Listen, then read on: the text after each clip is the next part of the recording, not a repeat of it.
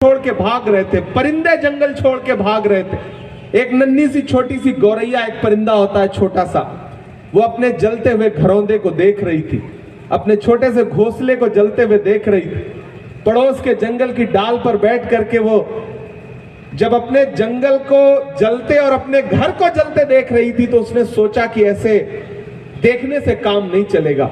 पड़ोस में जंगल जो था उसमें एक तालाब था, वो उड़ के उस तालाब पर गई और अपनी चोंच में जो 2-3 बूंद पानी भर सकती थी वो पानी लेकर के उड़ती हुई आग, दहकते हुए आग के ऊपर आई और अपनी चोंच का 2-3 बूंद पानी छोड़ दिया।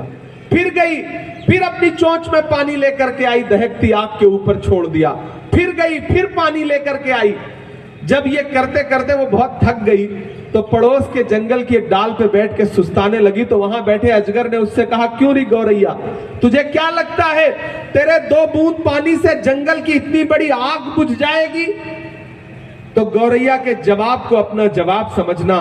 गौरैया ने कहा, मुझे यह पता है कि मेरे 2 बूंद पानी से शायद जंगल की इतनी बड़ी आग न बुझे, लेकिन उससे भी बड़ी बात मुझे यह पता है कि आने वाले दिनों में जब जंगल का इतिहास लिखा जाएगा तो मेरा नाम आग लगाने वालों में नहीं बल्कि आग बुझाने वालों में लिखा जाएगा।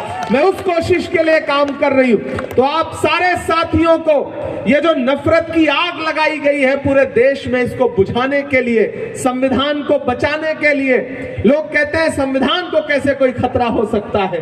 मैंने तो गौरव भाई अभी एक इंटरव्यू में यह बात कही कि नरेंद्र मोदी जी जब कोई काम करते हैं तो उनके इवेंट की आहट देख के समझ जाइए कि खतरा किसको है। 10 साल पहले 2014 में जब वो देश की पार्लियामेंट में पहली बार आए थे तो उन्होंने देश की संसद की सीढ़ियों पे मत्था टेका था। याद है आपको? 2014 में सारे जो एमएलए बैठे, याद करिए कि पार्लियामेंट में इंटर करने से पहले, घुसने से पहले उन्होंने मीडिया के कैमरों की मौजूदगी में देश की संसद को माथा टेका था। देखा था आप सबने? फिर हुआ यह कि 10 साल के अंदर वो संसद ही बदल दी। इस बार उन्होंने संविधान को माथा टेका है।